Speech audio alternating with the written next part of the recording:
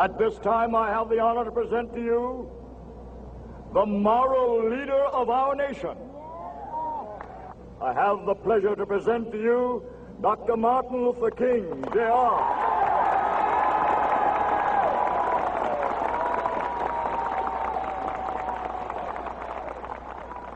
I am happy to join with you today in what will go down in history as the greatest demonstration for freedom in the history of our nation.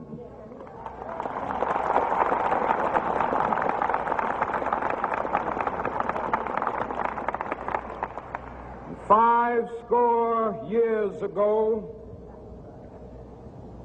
a great American in whose symbolic shadow we stand today signed the Emancipation Proclamation. This momentous decree came as a great beacon light of hope to millions of Negro slaves who had been seared in the flames of withering injustice. It came as a joyous daybreak to end the long night of their captivity. But 100 years later, the Negro still is not free. 100 years later, the life of the Negro is still sadly crippled by the manacles of segregation and the chains of discrimination. 100 years later, the Negro lives on a lonely island of poverty in the midst of a vast ocean of material prosperity. 100 years later, the Negro is still languished in the corners of American society and finds himself in exile in his own land. And so we've come here today to dramatize a shameful condition. In a sense, we've come to our nation's capital to cash a check. When the architects of our republic wrote the magnificent words of the Constitution and the Declaration of Independence, they were signing a promissory note to which every American was to fall heir. This note was a promise that all men, yes, black men as well as white men, would be guaranteed the unalienable rights of life, liberty, and the pursuit of happiness. It is obvious today that America has defaulted on this promissory note insofar as her citizens of color are concerned. Instead of honoring this sacred obligation, America has given the Negro people a bad check, a check which has come back marked insufficient funds.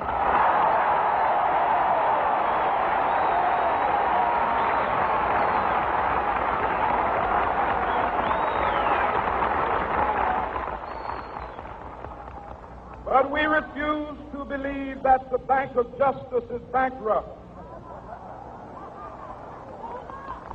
We refuse to believe that there are insufficient funds in the great vaults of opportunity of this nation.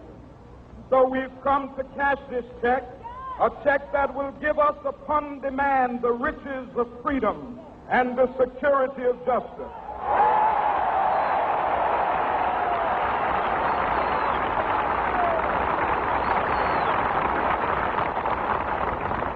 We have also come to this hallowed spot to remind America of the fierce urgency of now. This is no time to engage in the luxury of cooling off or to take the tranquilizing drug of gradualism.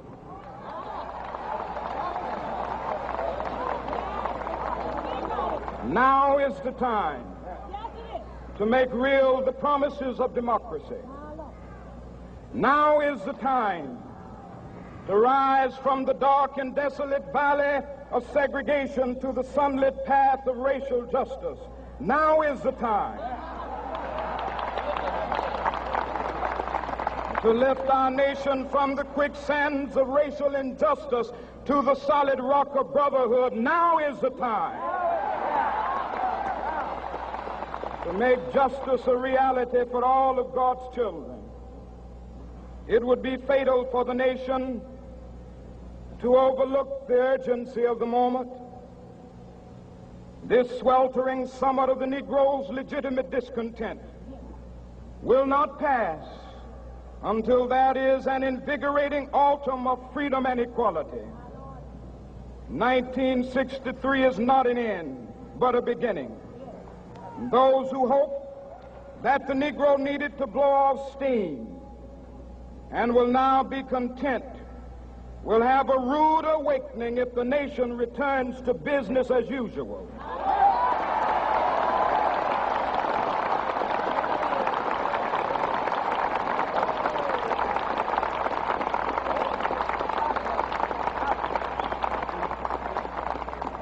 There will be neither rest nor tranquility in America until the Negro is granted his citizenship rights. The whirlwinds of revolt will continue to shake the foundations of our nation until the bright day of justice emerges. But that is something that I must say to my people who stand on the warm threshold which leads into the palace of justice. In the process of gaining our rightful place, we must not be guilty of wrongful deeds. Let us not seek to satisfy our thirst for freedom by drinking from the cup of bitterness and hatred.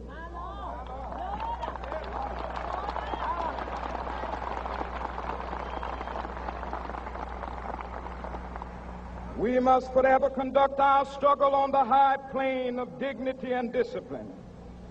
We must not allow our creative protests to degenerate into physical violence.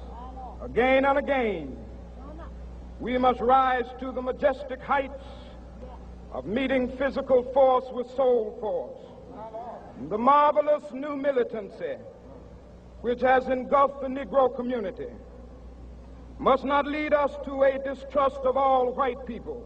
For many of our white brothers, as evidenced by their presence here today, have come to realize that their destiny is tied up with our destiny.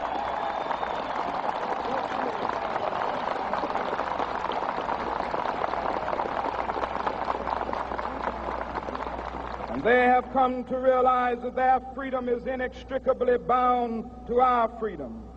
We cannot walk alone. And as we walk, we must make the pledge that we shall always march ahead. We cannot turn back. There are those who are asking the devotees of civil rights, when will you be satisfied? We can never be satisfied as long as the Negro is the victim of the unspeakable horrors of police brutality. We can never be satisfied as long as our bodies, heavy with the fatigue of travel, cannot gain lodging in the motels of the highways and the hotels of the cities.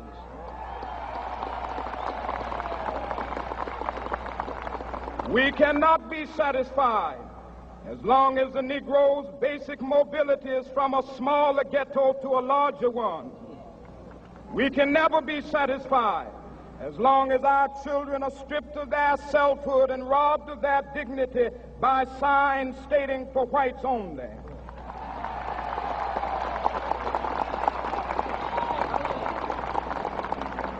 We cannot be satisfied as long as a Negro in Mississippi cannot vote and a Negro in New York believes he has nothing for which to vote.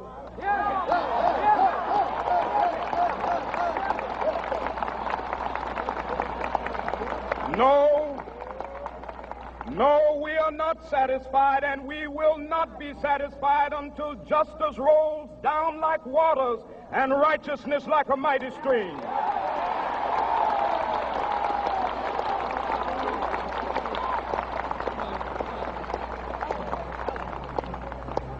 am not unmindful that some of you have come here out of great trials and tribulation. Some of you have come fresh from narrow jail cells. Some of you have come from areas where your quest for freedom left you battered by the storms of persecution and staggered by the winds of police brutality. You have been the veterans of creative suffering. Continue to work with the faith that unearned suffering is redemptive. Go back to Mississippi. Go back to Alabama. Go back to South Carolina. Go back to Georgia. Go back to Louisiana. Go back to the slums and ghettos of our northern cities. Knowing that somehow this situation can and will be changed. Let us not wallow in the valley of despair. I say to you today, my friend,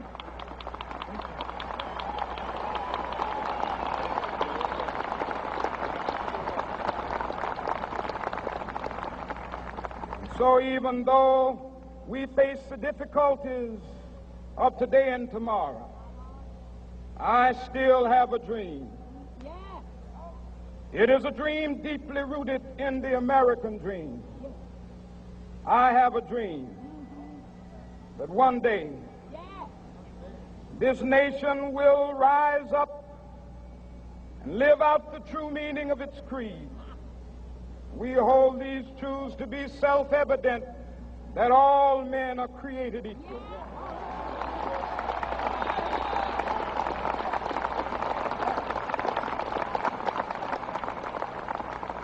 I have a dream that one day on the red hills of Georgia, the sons of former slaves and the sons of former slave owners will be able to sit down together at the table of brotherhood.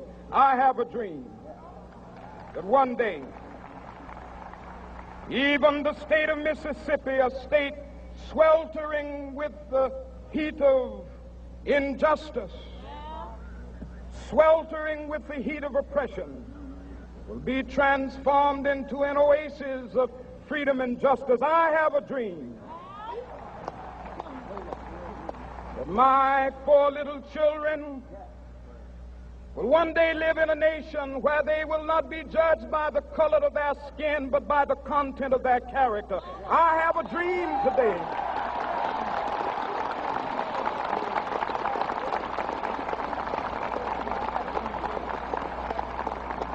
I have a dream that one day down in Alabama, with its vicious racists, with its governor having his lips dripping with the words of interposition and nullification, one day right there in Alabama, little black boys and black girls will be able to join hands with little white boys and white girls as sisters and brothers. I have a dream today